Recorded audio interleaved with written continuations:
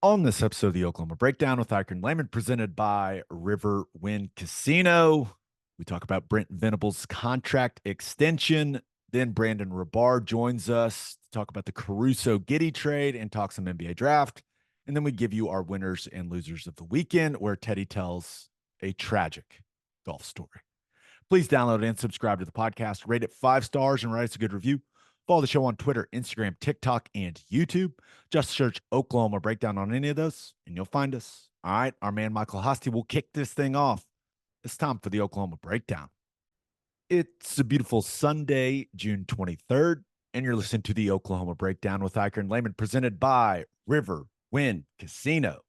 Riverwind is Oklahoma City's premier casino experience, and there are so many reasons why Riverwind is consistently voted OKC's #1 casino, but it all starts with their amazing variety of gaming thrills and excitement. Riverwind's beautiful award-winning environment plays host to more than 2,800 of the latest electronic games with a huge selection of table games, including blackjack, blackjack match roulette, and Teddy's favorite, craps. No matter what your game, Riverwind has it in spades and hearts. And to learn more about their gaming promotions and entertainment options in the month of June, all you got to do is visit riverwind.com. Riverwind Casino, simply the best. Ted Lehman, somehow we're approaching, it's late June, right? It's late June. Yes. Yes, it Somehow we've is. got a ton to talk about, brother. I know. I know. We This got is normally list season. We don't need any of that I stuff. know. We got straight content to get to. Plenty of content. It's that's probably the greatest thing that's happened to college football over the last several years is they've been able to turn it somewhat like the NFL into a year-round content machine. Not only do we have that, the NBA draft is this week somehow. So we've got Brandon Rahbar to hit that as well, kind of make some predictions what the Thunder are going to do. But as always, let's start with the OU football stuff. A lot of people wonder what goes on in these big recruiting weekends for Oklahoma. The ChampU BBQ has become kind of the tent pole event for OU recruiting, especially during the summer. And if only we had one of the 5 former players that went to the ChampU BBQ to speak to all these recruits and lay out how great it is to go play at Oklahoma. If only we had that guy. Oh my gosh, we have that guy. It's Teddy Lehman. Ted, It was cool. tell us all about it. What was the ChampU BBQ like? Yeah, it was awesome. They had that event right out there on the football field. Had some former players in. Um, really good. And just talking with some of the coaches throughout the night, it sounds like it was a really good, productive weekend for them. And I think they're pretty excited about some of the kids' possibilities in this class. Yeah, talked to Bill. He sounds pretty confident that he's putting together a really good recruiting class on the offensive line. Some really good players. Guys are going to be good, and they're really young at the moment, but could be really good players. Defensively, there was plenty of guys there. Had a linebacker from Nebraska was in, and some DBs were there. So I think went really well. I guess you never know until all of the news starts to trickle out, and I don't know what's been made public or what hasn't, but I think it was a good productive weekend for him. Yeah, we're not here to ruin a guy announcing that he's committing or anything like that's not our that's just not our lane. But Right. did you did you get the sense that the SEC move is as big of a deal as we thought it was going to be from a recruiting standpoint? It's hard to say. I don't, I didn't have that conversation specifically with any recruits, but it is interesting that all the SEC logo and all the stuff it's up in the locker room in the football facility, obviously out there on the football field. So it is, I mean, not shocking, I guess, maybe jarring to see it all. You're so used to the Big 12 stuff. So to see the SEC is a little bit different, but I have to imagine it is. You know, I maybe it's cooked in to some degree with these kids because it's been talked about for so long. But you're now recruiting kids that won't ever play in any other conference. So I think it is a big deal. And everyone's been saying it's the best conference for so long. And you look at the NFL draft picks that come out. So I again didn't have that exact conversation, but I can't imagine it's not impactful. Did any of the recruits make you feel really old? Like refer to you as Sir, Mr. Lehman? Everyone makes me feel old. Oh, Absolutely. that's the Yeah. worst feeling now. I'm starting to get that because we had my son's third birthday party this weekend at the house. All the kids thanking me, called me sir. I was just like, oh, this is great. But my gosh, I feel old. Well, it's crazy. It's not this way for you yet, but it will be before it like just creeps up on you. Like these kids weren't even born when I played football at OU. Weren't weren't even born whenever I graduated. Got drafted to the NFL. It's crazy to think about, but that's where we are. That is, man, that's a thought. Anything else from the ChampU BBQ weekend that you want to talk about? Oh, it was Anything at cool. all? Well, it was a great turnout of former players. Gerald McCoy was there, and he was great. We had like a player panel where they asked some questions and you know passed the mic around to different guys. And Gerald McCoy was great. He was just like you would expect. He was up walking around the stage, and it was fun. It was good to see. He that man can sell OU football at a very high level. Yep, he Wildly can, and he entertaining. did. I am I'm gonna assume that Brent Venables' contract extension was mentioned once or twice because Ted, this is our guy. You are his favorite player he's ever coached. I mean, what was your initial reaction when the extension announcement was made? Um, I guess I was. I guess I was a little surprised. Not that they did what they did. I guess I was just maybe surprised because I just wasn't thinking about it or whatever. But it makes sense. Um, you're going to a new conference, and you need to represent stability. You need to represent that this is our guy. We're confident in him moving forward. We want to continue to make sure we're keeping pace and locking him in for the future because the last thing that you ever want is, and it's not really recruits, it's other programs that want to push instability, that want to be able to say, well, you just don't know how long he's going to be there, and try and use that against you. So I thought it was a good move.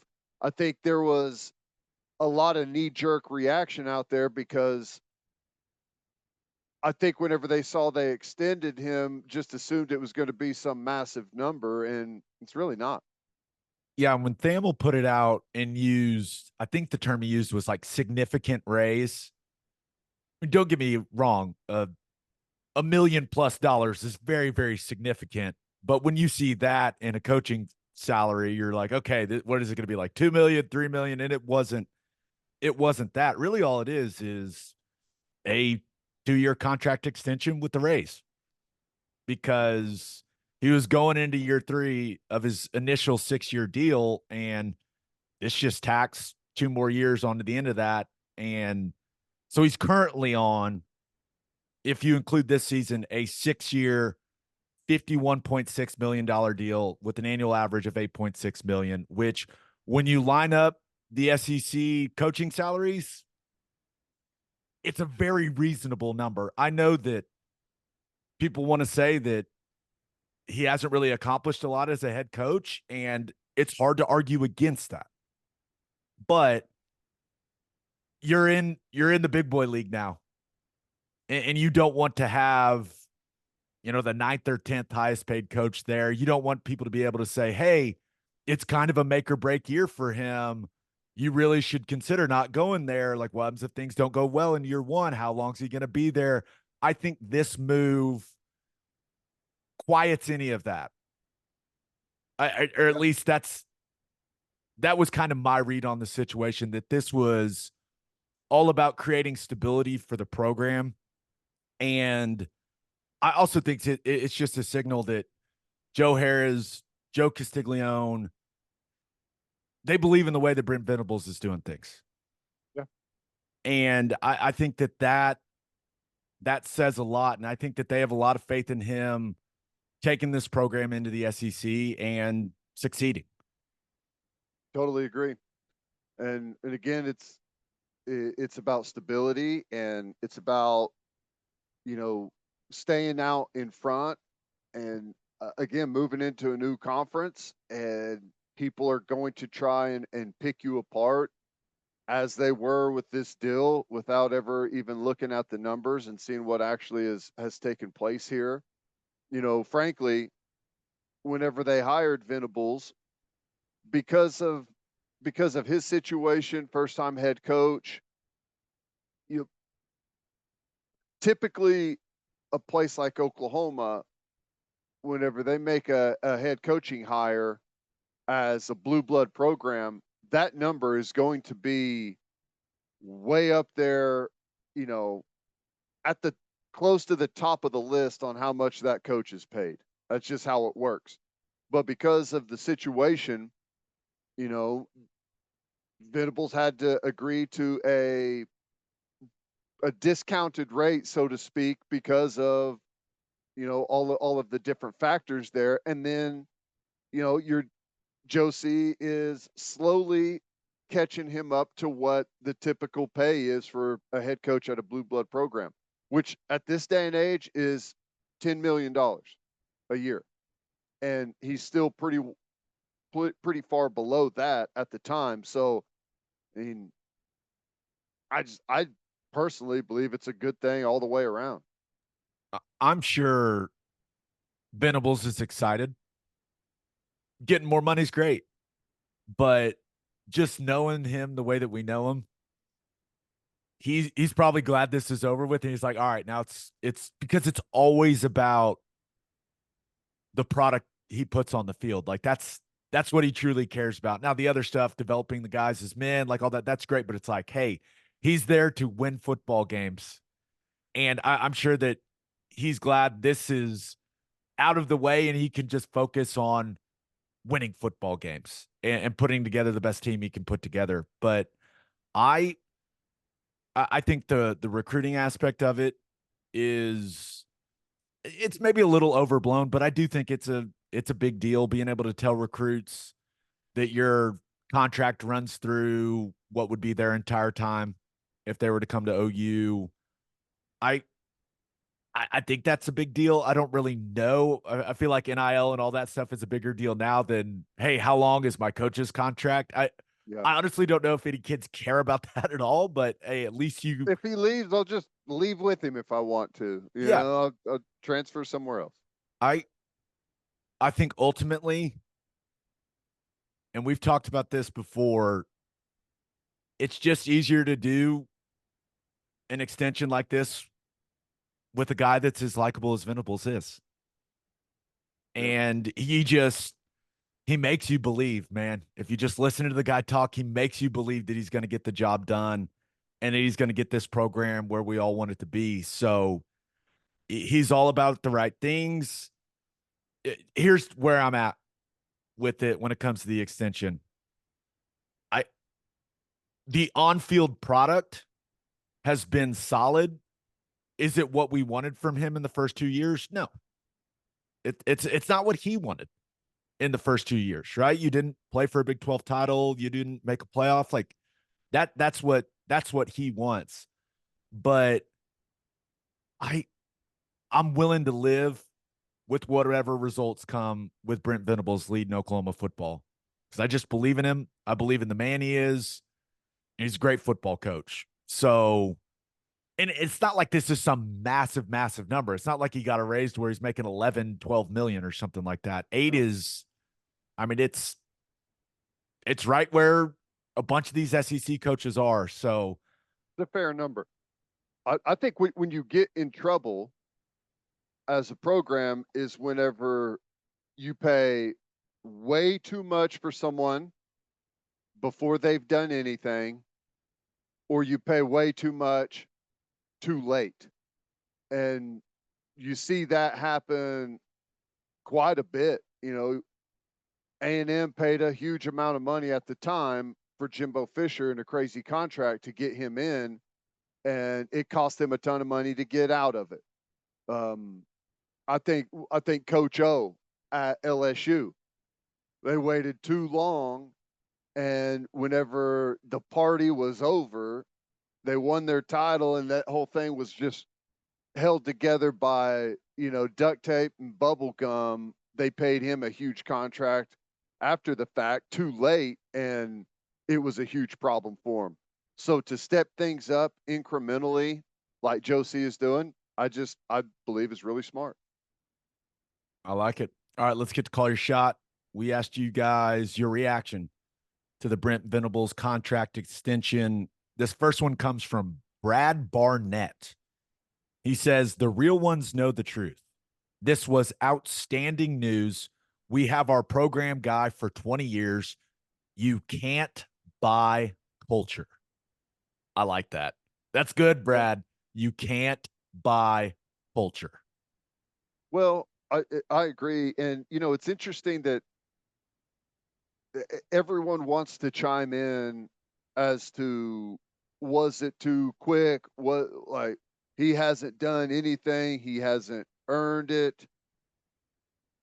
If you've got feet on the ground near the program, I could not disagree more with where the team is at the current moment. I think that they're going to have a hell of a year this year, and maybe I'm out on a limb on that. And a lot of people think it's going to be some brutal transition to the SEC. I do not believe that's going to be the case. But needless to say, when you look at the talent, when you look at the way that they've recruited, and it's their recruiting rankings are legit in a sense that it's a whole roster recruitment. It's not just one or two offensive players at the top. It is they're deep classes that spread the entire roster. We're deeper than we've been. Like, if you look at the roster today compared to whenever Brent Venables took over, it's not even close. So, like, to me, especially on the defensive side. Yeah, that's right. That tells you everything you need to know with you know, the results are going to come, I guess is what I'm saying. Like, I follow the team closely, and I didn't recognize how massive of an overhaul it was going to have to be whenever he took over. And, you know, there's been some curveballs along the way, not anything created on their own, just with how NIL, transfer portal, has continued to be a bigger factor. You know, that's changed the way that Venables, and this is one of the things I commend him for, he's had to change his approach from what he initially, how he wanted to do things. It's morphed and changed to where it is now. No doubt. Speaking of which, NIL news, OU NIL news coming on Monday. And I think it's going to make OU's NIL operation stronger, more organized, and ultimately more successful. And it's a move I believe OU is, you know, it's a result of them being proactive and kind of understanding how this NIL piece of this puzzle continues to change, and maybe them understanding kind of where it's going in the future. So they're being proactive with some of that stuff. So that'll come out on Monday. But Let's get to this other one from Josiah Irwin. He says, I don't think there has been enough evidence for him to get the extension, but I don't think there is anyone else or could be as dedicated to this program as him. I feel like that's a pretty that sums up how a lot of the fan base feels. Like, yeah, we understand that the 16-10 record, that's not the standard at Oklahoma. We understand that. But I feel like as a fan base, man, do we believe in this guy and the way that he's going about it and the way they're recruiting and the staff he's put together. I feel like the belief is there from the fan base, Ted. Yeah. You know, the record is going to get thrown out there quite a bit, and that's who you are. That's what the results have been. That's why there's always going to be a combination of factors whenever you evaluate this whole situation. It's not purely on what you've done. Just like I was talking about a second ago, when you get into paying people for what they've done, that's whenever you get into trouble. You pay people for what you think they are going to do. All right. And I believe that's the case here. When you look at all the factors, it tells you that success is coming, and we're going to get ahead of it with incremental extensions. If you have a big year, you make a playoff, you make a national championship, you win a national championship, guess what?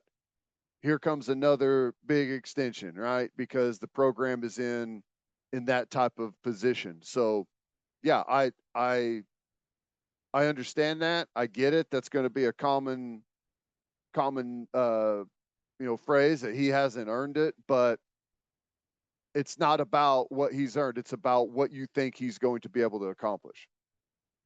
Every OU fan should want Brent Venables to be the highest paid coach in the country, because that means you're winning a lot of football games. You're the pinnacle. Yeah, you want extension after extension, raise after raise. Like that is a tremendous indicator that things are going very, very well. The NBA draft is somehow this week. The Thunder also traded Josh Giddey for Alex Caruso. I was looking at all of it. I go, we got to bring someone in to talk about all this. And that's what we have Brandon Rahbar for. But first, Love's Travel Stops is now offering a nationwide 10-cent per gallon discount on gas and auto diesel.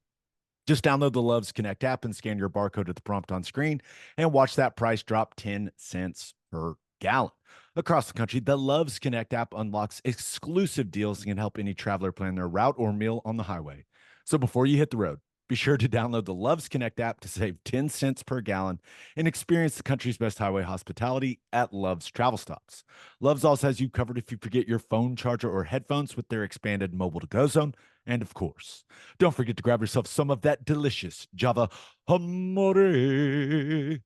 And celebrate with a Schooner All-American Ale, the official craft beer of OU Athletics from Coop Ale Works. Named after the iconic Sooner schooner that races across Owen Field after an OU score, you can join in on the celebration with an ice-cold beer from Coop Ale Works. You can enjoy it at the Palace on the Prairie, at OU Athletic events, at the bar, at the tailgate, and in the comfort of your own home. For more information on Schooner All-American Ale, visit schoonerale.com. Must be 21 to purchase. Please drink responsibly.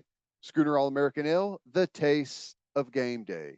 And we love Simple Modern. Simple Modern is an Oklahoma-owned drinkware company and #1 drinkware sales leader on Amazon and Target. This summer, Simple Modern launched its summer shop, where they drop new and unique drinkware options every other Tuesday all summer long. Now you can get your own limited edition version of their extremely popular 40-ounce Treks in designs you won't see anywhere else. And even better, Simple Modern exists to give generously, donating 10% of all profits, so you can know you're helping better Oklahoma and beyond with every purchase. Check out the summer shop and all of their amazing products at simplemodern.com. All right, here's Brandon Rahbar talking some Thunder. It is our pleasure to be joined by a man that does an amazing job covering the Oklahoma City Thunder for the Daily Thunder. You can hear him all over local radio. He's the Thunder insider for everyone, people. Brandon Rahbar is in the house. What's going on, Brandon? How we doing, man? I'm good, man. Now I am the Thunder insider for Gabe and Teddy. You and Schleck Exactly. can battle that out. I'll Yeah, let you no, guys have at it. Schlett's really good. Schlett's real. I'll take the silver on this one. I'll give that to Andrew. Let's dive right into it, man. It's a fun time in the NBA calendar, but Sam Presti made the move early. Some thought maybe, hey, it could be draft night, but Josh Giddey gets traded for Alex Caruso, just straight up. One guy for one guy. How about that? How about how simple this thing is? But what was your initial reaction to the trade? I mean, I think it's a win-win trade that the Thunder won hands down. Like both teams can win a trade, but getting Alex Caruso for Josh Giddey. Look, I think that Josh Giddey is still a good young player with a lot of potential, a lot of upside. It makes sense for the Bulls, but Alex Caruso is one of the best defenders in the entire NBA. And he can shoot from three. He's going to help the Thunder offensively and defensively. Like it's a massive upgrade. It's a difference-making move for the Thunder to go out and get Alex Caruso. Like he's a dude that every single playoff contender wanted. Like he was highly coveted. So to flip him one for one, my initial thought was like, what picks did the Thunder include to get this trade done? Because that's how highly, Alex Caruso is thought of. So to get this trade done without any picks, one for one is so rare in the NBA. I thought it was a home run pick for the Thunder. I really do. What do you think this means? How's it going to play into the lineup? Like if you were to, obviously the roster will change some before we get into next season, but as you just kind of forecast it, how do you see him fitting in? Yeah, that's the big question. Like you could start Alex Caruso in place of Josh Giddey, and it's an upgrade. Like the starters go SGA, Dort, Caruso, Jalen Williams, and Chet Holmgren, and that is a great starting lineup. The big question mark is, the Thunder's one weakness was size, rebounding, and I still think that they're going to go out and get a power forward to play next to Chet. So I think that Caruso will probably come off the bench and be the sixth man.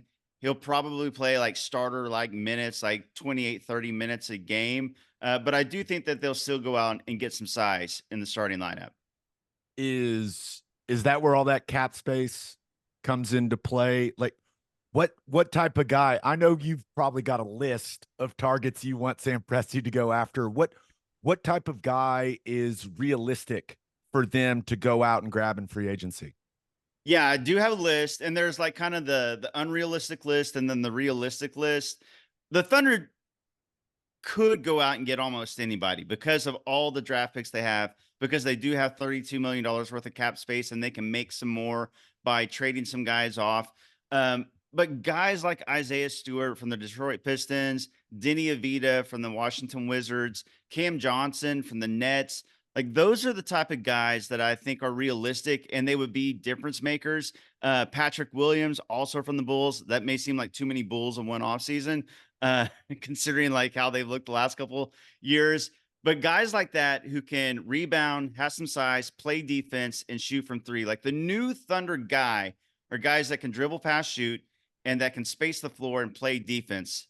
They don't want any one-way players. Like, I think in the past Thunder era, you had all these athletic defensive players that were playing next to KD and Russ and Harden, or you had three-point specialists who couldn't play any defense. Like even the Thunder's three-point specialists now, like Isaiah Joe, they play defense. So whoever they go out and get, it's going to be a two-way guy. What do you think?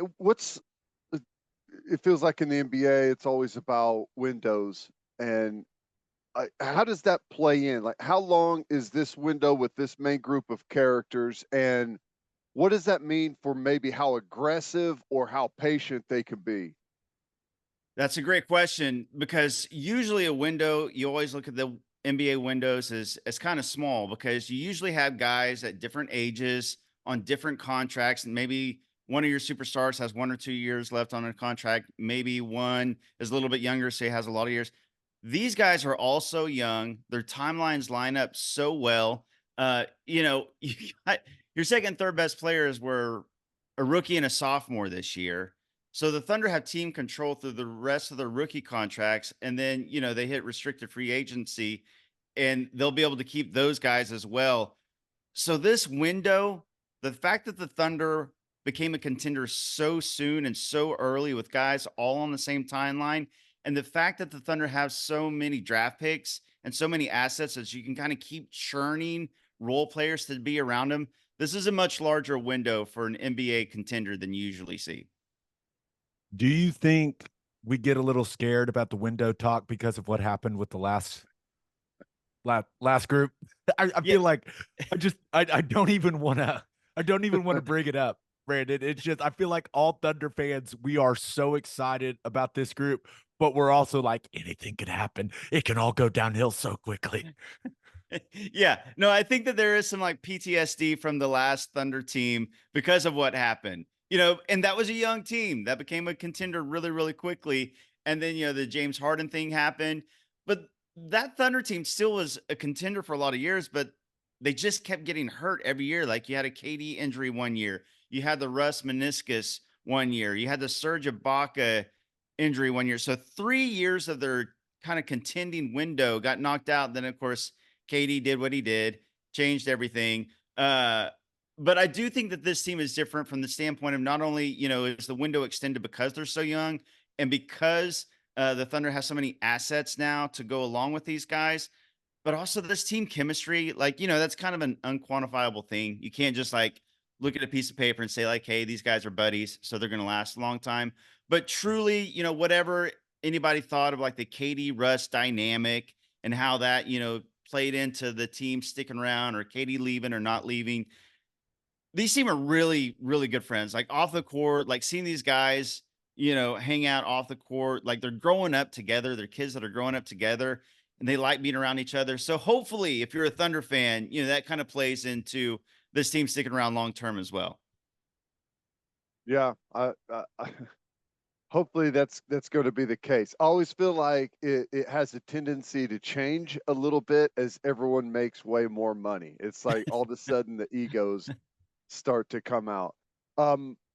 Gabe and I talked about this a little bit, but I'd love your take. After the Thunder were eliminated, we were able to watch the playoffs unfold and then the finals. How does that make you feel about the future of the Thunder? Better seeing what went down, worse? Like, what do you think of their opportunity at a championship after what we saw the top teams do? Yeah, better, because the Thunder were one play away from a game 7 in OKC with the Mavs, who go to the finals. Like the Mavs dominated the Wolves. As far as the West teams go that the Mavs played, the Thunder by far played them closest. Like the point differential ended up being neutral through the 6 games. They scored the exact same number of points. And truly, it was that one foul away on the very last play that kept a game 7 from Oklahoma City in OKC. So you got to feel good about their chances in the West, because not only were they that close, but they're going to get better. They already got better. I mean, like the season just ended and you already got Alex Caruso. You got $31 million of cap space. And then on the other side of that, like the Celtics look dominant, obviously. High-end talent with Tatum and Brown and Porzingis, and then all that depth with Derek White, Al Horford, Drew Holiday. But there's kind of a blueprint. And if you kind of go player by player, you kind of see the Thunder right now look like a younger Celtics. Like you got Tatum and SGA, like the MVP candidates. You got Jaylen Brown and J-Dub, like a secondary scorer who scores really efficiently and plays defense. You got the big mans who can stretch and play defense, and Porzingis and Chet.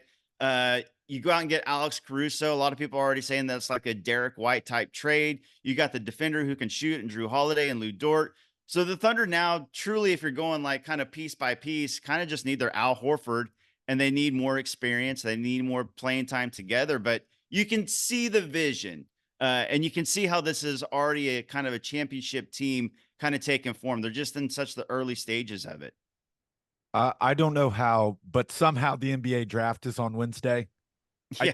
It used to be the thing that the last couple of years we were so excited for, so focused on, and this year they actually were the 1 seed and went to the playoffs. So it kind of snuck up on me personally. But what do you think they're going to do at 12? Do you think they're going to stay at 12? Like what do you anticipate happening for the Thunder in the draft this week?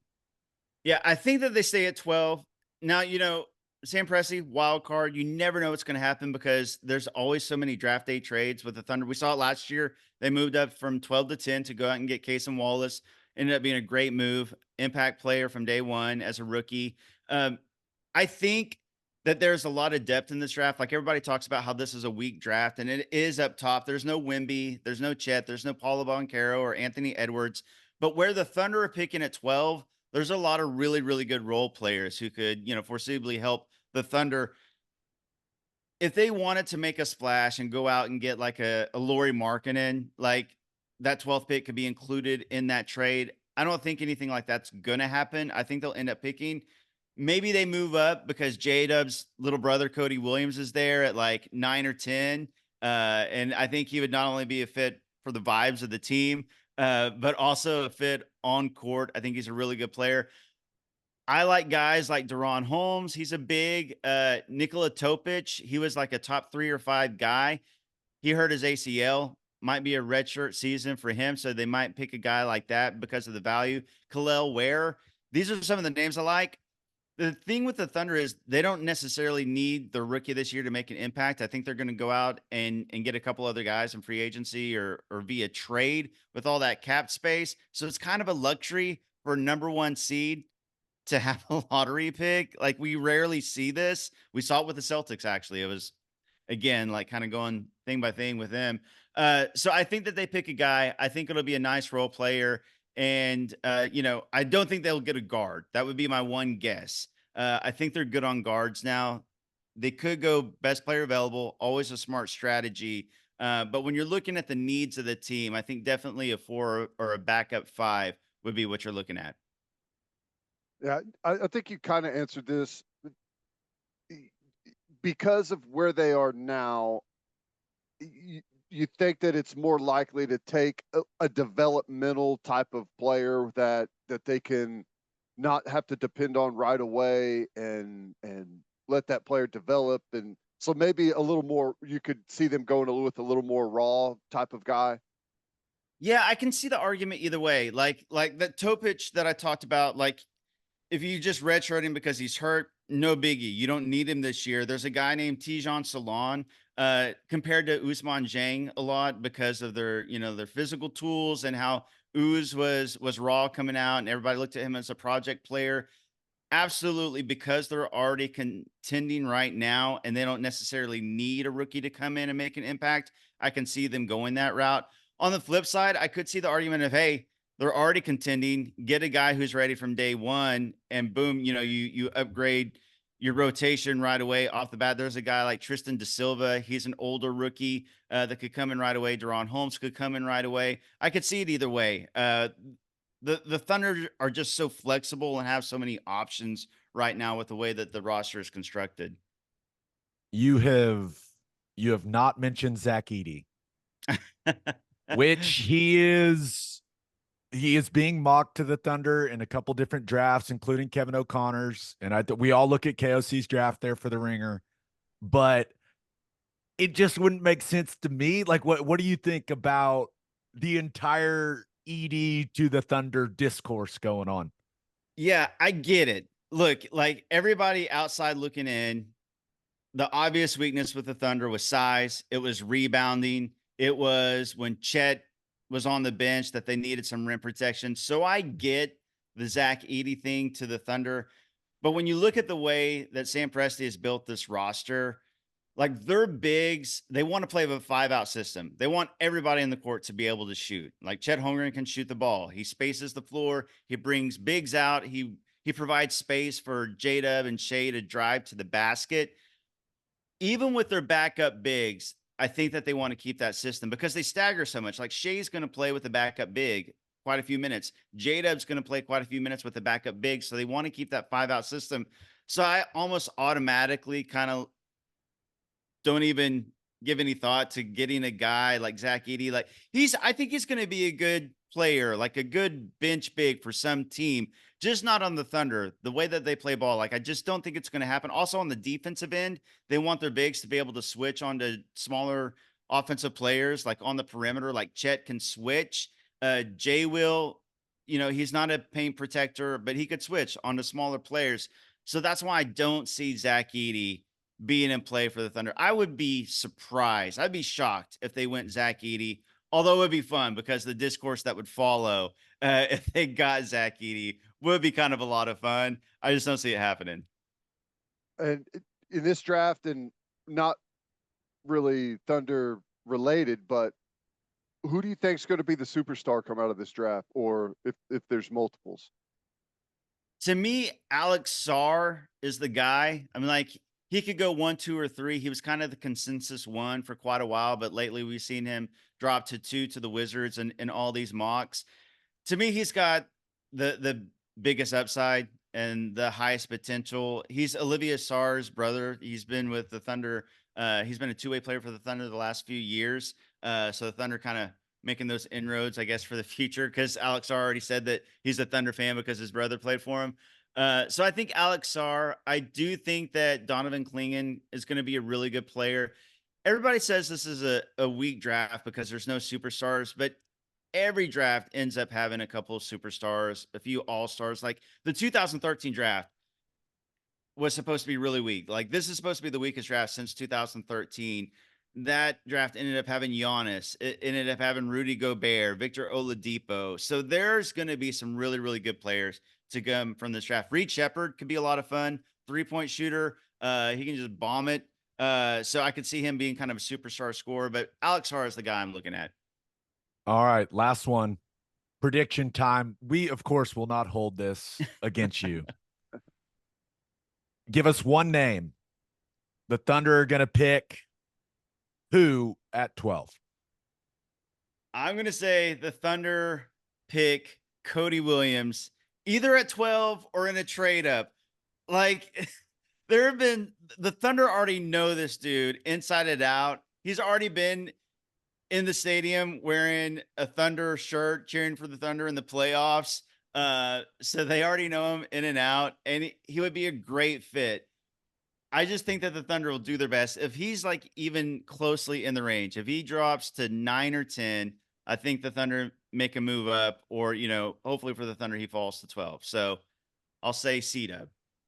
J-Dub is just J-Dub is just, did you say no Bronny James? No Bronny James. No. As the one thing I can say for sure is no Bronny James. There's a much bigger chance that they go Zach Edey than Bronny James. I will say that. That's I just don't understand why they're making Bronny do what they're doing. But we don't need to talk about it. Hey, Brandon, you're the man. This was awesome, and enjoy the draft on Wednesday, man. It should be a lot of fun. Yeah, absolutely. Should be a lot of fun. Thanks for having me, fellas. This is fun.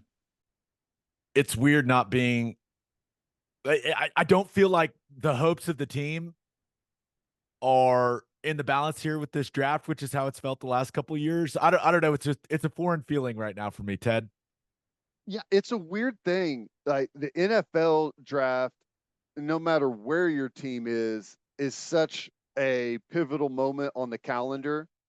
The NBA draft, if you're good, like if you're a good basketball team, it's almost like it comes in, it's like, oh, I forgot there was a draft in the NBA. Here it is. And it creeps up on you, which has happened this year, which I guess is a good sign, Gabe. Presti has had success with 12 picks, man.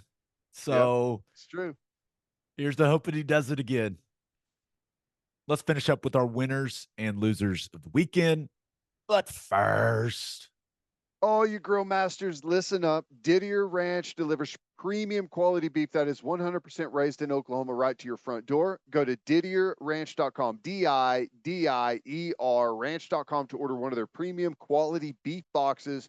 Use promo code Oklahoma15 for 15% off your order. Filet, ribeye, New York strip, sirloin, steak burgers, they've got it all. And they ship anywhere in the continental U.S., and Oklahomans can get deliveries in just 1 to 2 days. The only thing better than having a lot of premium beef on the O&D line is having premium beef delivered right to your front door. Didier Ranch, tradition tastes better. And head to the garage for hand smashed patties, butter toasted buns, and some ice cold beer. It's the perfect spot to watch any big game, and with all the garage locations being open to 10 p.m. or later every night, it's the go-to late night spot. Visit eatatthegarage.com to find a location near you and order online from the garage in your neighborhood. Attention business owners, you need Insurica in your life. Insurica is one of the country's largest insurance brokers with 30 offices throughout Oklahoma, Texas, and the Southwest. Insurica is able to customize programs by accessing the latest information from many insurance carriers. They compare and contrast coverage offerings and pricings in order to design a cost-effective, comprehensive program to meet your business's specific needs. If your business partners with Insurica, you'll save huge amounts of money and take back control of your total cost of risk.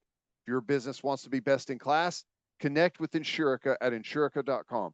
That's INSURICA.com. As always, Ted, kick us off. Who do you have as your winner of the weekend? Well, Texas A&M got off to the quick start. They're up one game, but either one of these schools, first baseball championship ever. So it's going to be a pivotal moment for either program. I guess to everyone out there, who you're rooting for probably depends on who you don't want to hear talk about it for eternity. I'm not a diehard college baseball guy. When OU's in it, I'm in it. Once they're out, I'm out. That's how my college baseball fandom works. It's like I'm going to follow OU, and then I would say I'm the ultimate casual when it comes to college baseball. I care about one team, and that's really it. So I know very little about A&M. I know very little about Tennessee, other than I've heard their coach talk quite a bit, and he's kind of hilarious. Mm-hmm. But we all want A&M to lose, right? I'm not alone here. It is a must. Okay. It is a must. They haven't won. I don't think they've won a championship in one of the major sports in a really, really, really long time. And if that happens, dear God, it's going to be horrible because they're already the loudest fan base, which I guess for them in their world, in their arena, give them credit for that. Everyone else views it as massively delusional, but that's okay. That's fine. But yeah, if you want your timeline on whatever social media platform you use to be somewhat manageable for the future, you're a Tennessee Vols fan this weekend. Game 2 at 2 p.m. today. I've got a take about Tennessee that I want to run by you. Mm-hmm. Out of all the teams, the most palatable orange compared to Oklahoma State. Like Oklahoma State's so sharp, raised to hate it. Texas, I mean, come on, what are we even talking about? I feel like Tennessee, it's almost that like sherbet, kind of makes me think of ice cream. It is the most. I don't love it. I'm not saying I love it, but out of on the spectrum of oranges, I'm like, okay, that's I could look at that for an extended period of time and not feel nauseous. Whereas the other ones, ugh. You got two extremes. You've got a that's my championship series analysis right there. Hey, Tennessee's orange isn't that bad. Go Vols. Do you think that's a common opinion? I don't know. Or do you think like we're probably we are the only fan base that really cannot comment on it because hatred of Texas, hatred of Oklahoma State. So those colors are very tied into that. Tennessee, we've got no real connection there. I mean, we've played some games. We've had some great matchups before. We're about to be in the SEC. But I want, because in my the way I feel about it, I think that would be the common thing. Because like I said, it's subtle. You got the highlighter orange, and then you've got like the rust orange. Tennessee fits somewhere nicely in the middle. So I think I agree with you, but I'm not sure if that's just our bias speaking. I don't like orange. I was raised to hate the color. Here's a perfect example. Son's third birthday this week. My wife, we always blow up balloons, and like when they're sleeping, we quietly put them in to the room. Guess what color of balloon was left in the bag? Uh-oh. No, not blowing up the orange balloons. No, no. I realize that may be psychotic to some people, but that's just who I am. It's how I was raised. Kid doesn't need orange balloons. He knows, he does know what the color orange is. If you're worried out there that he won't know what that color is, he knows orange. I'm not trying to eliminate it from his life. I was just like, you know what? We're going to go with red and green and blue, yellow. Yeah, orange. You're staying in the bag with me. No. So that's, I'm just, what I'm trying to say is, am I going to learn to hate the Tennessee orange because I find it okay right now? As we continue to play them more in football, I'll probably learn to hate it. Possibly. I'm jotting that down. I think the result of this This first SEC game. This first SEC game could have a major impact on that. I'm writing that down to check back with you after the result of that game. Fair enough. Good luck in baseball, Tennessee. We're all rooting for you. The entire Oklahoma fan base.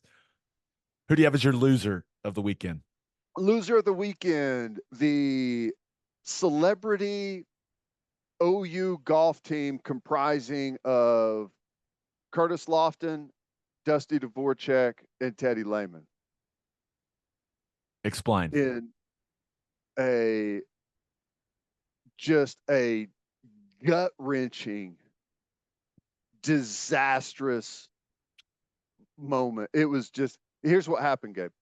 Corn Ferry Tour, they had a celebrity shootout. Jack Nicklaus was in town, and they had two teams put together. Jack could come in and give a chip or a putt if you needed it. He was your mulligan on a hole, just bringing some attention to the Corn Ferry Tour that's going on right now, which, by the way, tournament's awesome. Final days today. Course is in amazing condition. But it was a 4-hole scramble. All right. OU versus OSU. OSU's team, Desmond Mason, Robin Ventura, Brendan Manzer. And, you got the 3 football players, whatever. We're the underdogs, but it's our home course. We've got our home fans there. We start off hole 1. Dusty hits a great drive. Curtis hits a great approach. I sink like a 12 or 15 foot birdie. Boom. We're up one hole. Move to the next, a par 3. I put a nice shot on the tee or on the green, maybe 10 foot out. Curtis steps up, drains the putt. 2 birdies in a row. We're up 2. We fall apart. Robin Ventura puts a shot on the next hole within about 6 feet. They make birdie. We go to the final hole. Okay. We're up 2 holes to 1. We're playing a short, drivable par 4. All 3 of us hit great drives. We're all right up there around the green. We've got options. Oklahoma State, Manzer's dead to the left. Desmond Mason hits it in a greenside bunker. Robin Ventura clutch, hits a nice drive. He's up there kind of in the general area where the rest of us were. So it's a chipping and putting contest. All we have to do is tie the hole for the overall win. We chip it to within like 6 feet, maybe not even that, maybe 5 feet. And we all miss it, including Jack Nicklaus. What? Curtis lips out, or maybe Curtis pulled it. Dusty lips out. I get like the ball's 3/4 in the hole. It comes out and comes back to me. And Jack didn't make it. And then we lost in the chip off. Oklahoma State wins. Oh my gosh. It was like Rory McIlroy all over again. Did you feel like we didn't make fun of Rory that much? No. We didn't. I don't think this isn't karma. It's not like we piled on Rory. But I'm sorry this happened. And I'm sorry that you told the story, because I don't think a lot of people would know the story, but you just told thousands and thousands and thousands of people the story. I want everyone to know about it, and I want all of the pain to come pouring down on top of me like a waterfall is what I want.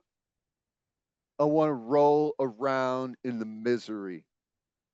At Ted Lehman 11 on Twitter, if you'd like to pile on for the blowing the 2-hole lead, that's where you can let Ted, might as well tag Dusty in there. He'll like that. Dusty will like that. And tag Curtis. We played better than they did. I mean, we should not have lost. It makes it all. I didn't think we were going to lose until like it happened. And it was like, I can't explain to you how disappointing that feeling was. It was horrible. It was horrible. What did you do when Jack Nicklaus missed the putt? At that point, after all three of us had missed it, I didn't expect him to make it either. It was a pretty straightforward putt. 5 feet, maybe. I don't think it was short. It was probably 5 feet. Not outside the hole, pretty straight, uphill. It's exactly where you wanted to be, and we missed it. What are you gonna do? Oh, brutal, dude. Hey, do you want me to make you feel better? Or not really, but I'll indulge. Yeah. It sounds like you were stringing together some good golf shots. Mm-hmm. You could be me. Swing is just falling off a cliff. Falling off a cliff, dude. I cannot find the center of the club face. I just can't. I don't know what's going on. I have been playing the best golf of my life about a month ago. I've been gaining confidence, and dude, I cannot find it. And now I'm thinking about everything. Is my takeaway in the right place? Am I getting the club? Am I coming outside in? Like, what's going on? Been hitting it on the hosel a couple times. I just want to jump off. Like, I just want to jump in the lake when it happens. I am in a very bad place mentally with my golf game right now. And It's so frustrating because about a month ago, I felt as good about my golf game as I ever have. Yeah. So you could be me, Ted. You could be just in a pool of misery when it comes. I'm to the point where I'm just grabbing an 8-iron and just trying to find the center. Like, just trying to find the path, trying to find. It's bad, man. It's not in a good spot. Thing. You are. I'll give you the good news. You're about to make a major breakthrough because it comes in waves. All right. It comes in waves, and each crest of the wave is higher than the previous. And sometimes the bottom drops out too, and you go further, but each peak of the wave is higher than the last. And if you were just playing your best golf, it's coming. You're going to pull everything together, and the next peak is going to be higher. I'm just telling you, it's how it works. I mean, watch the golfers on tour. Nobody, and I mean nobody other than Tiger's run, do they stay at peak level. It wasn't very long ago we thought John Rahm is never going to lose a golf tournament, right? Right. It comes in waves, Gabe. Okay. Stay at it. I'm sorry you lost, but it sounds like you guys played pretty well. So it was fun. It really was fun. It was awesome to meet Jack. It was great. He was amazing. That dude is Switzer-like in his memory. They were asking him questions during the press part of it, and he was recalling matches he had with people from Oklahoma in 1950 something. He's like, I had a putt on 13 is one of the best putts I made in my career. It's like, what? I could not have been more excited for our guy Eddie Radosevich. Oh yeah, getting to do all that stuff. I mean, it had to take a lot of mental fortitude for his blood flow to not head somewhere that could have been resulted in an unfortunate situation. Like, Other than Tiger Woods, I can't imagine Eddie being any more fired up to meet someone other than Jack Nicklaus. So I was really happy for him. That looked awesome. I will tell you, whenever he was standing up there for the little one-on-one interview, I couldn't help but look and just say, like, this is it for Eddie. This is the moment. This is awesome. The pinnacle. There's only I would say the white whale is him doing something like that, but with Tiger Woods. Like, that's the only way it's going to get better for Eddie. Yep. I was fired up for him. Man, 2-0. I'm sorry, Ted. That's the best part about you is I know you're going to carry that weight and that pain. And that's what I love about you. I might tattoo it on my back or something. I don't know. Let's get to my winner and loser. But first, what if for the rest of 2024, you got a little bit better every day? When you're learning a new language with Babbel, that's exactly what you're doing. 1 in 5 Americans have learn a new language on their bucket list. If that's you, make 2024 the year you finally check it off the list with Babbel. Here's a special offer for our listeners, and it's only for our listeners right now. Get up to 60% off your Babbel subscription at babbel.com/Oklahoma. Don't pay hundreds of dollars for private tutors or waste hours on apps that don't really help you speak the language. Just use Babbel. Babbel's quick 10-minute lessons and handcrafted by over 200 language experts to help you start speaking a new language in as little as 3 weeks. We travel a lot, and you best believe next trip we take, I'm going to use Babbel. Try to learn the language. I want to be able to greet people, Ted. Order at restaurants. Be like the locals. Ask for directions, because I ask for a lot of directions when I'm on vacation. I just want to be able to do all that kind of stuff in the local language. So get up to 60% off at babbel.com/Oklahoma. That's BABBEL.com/Oklahoma. Rules and restrictions may apply. Then head to opolisclothing.com for our podcast merchandise and the best OU gear out there. That's OPOLIS clothing.com. Use promo code TED, TED, for 10% off. That's opolisclothing.com. Use promo code TED for 10% off. Buttery soft and 10% off. My winner of the weekend, Oklahoma City, Oklahoma. Or should I say Olympic host city, Oklahoma City, Oklahoma, baby. I mean, are you kidding me?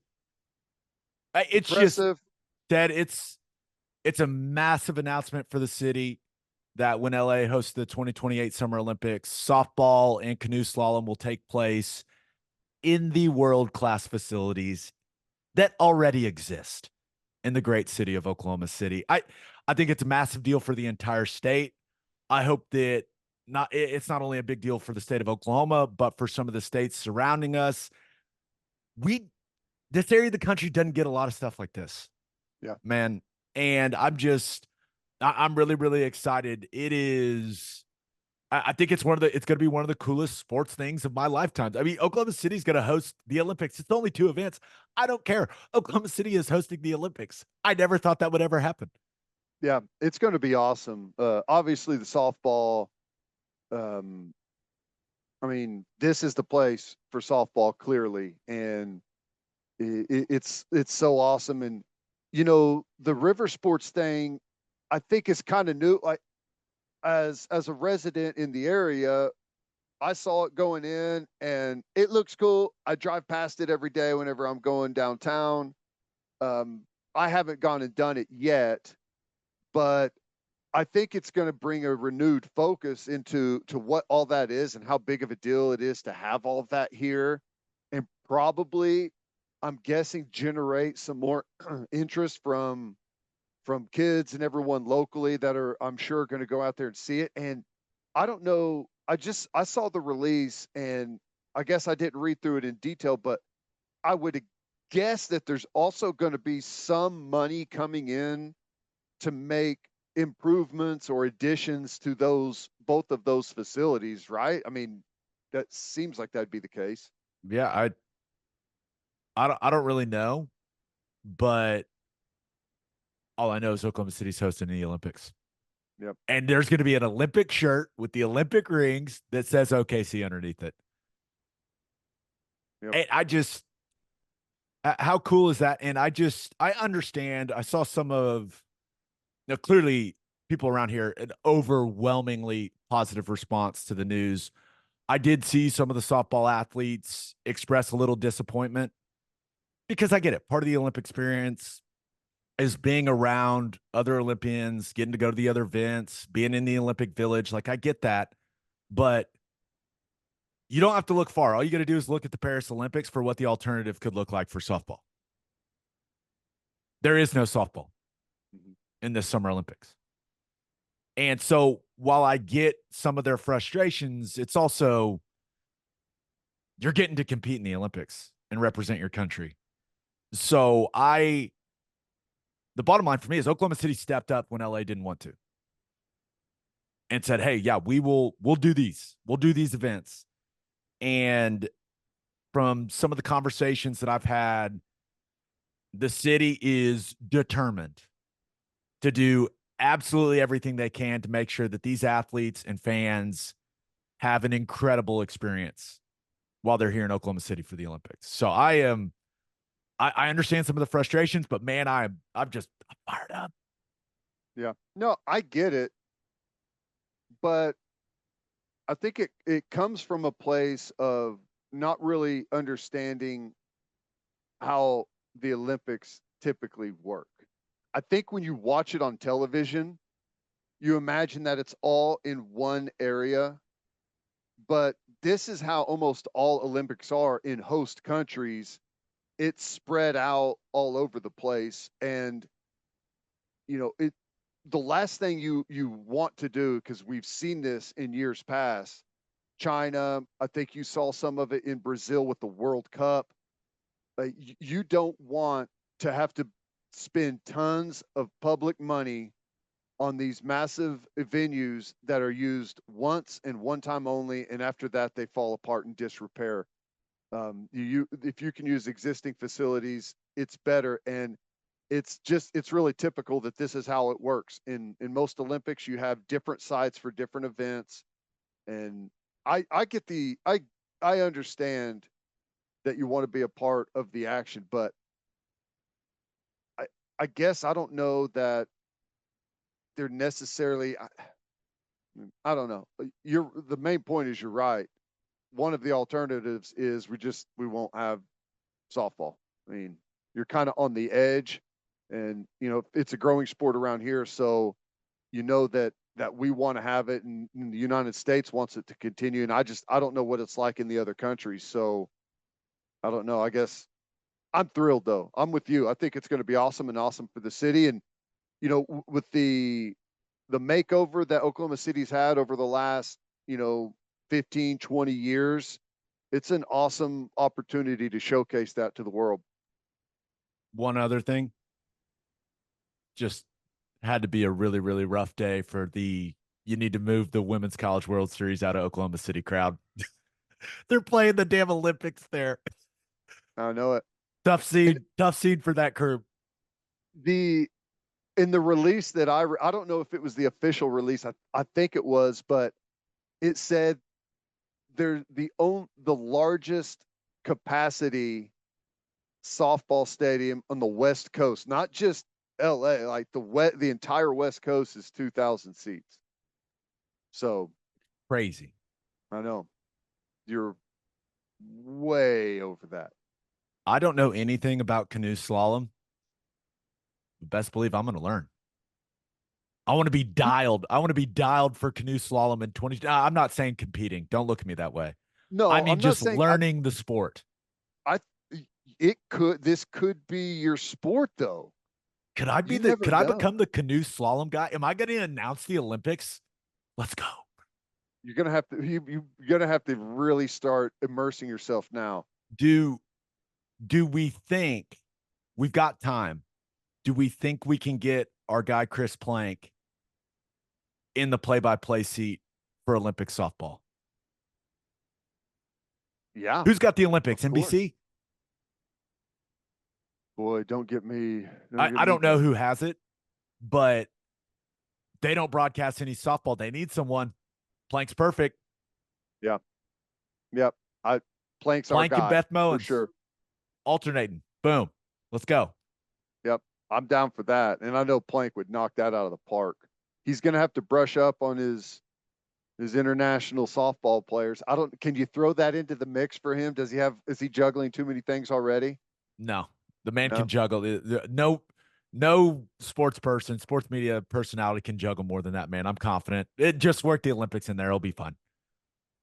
Listen, guys, Chris Plank can call every single softball game of the entire Olympics, not just the United States softball games. He will call every single one of them back to back to back.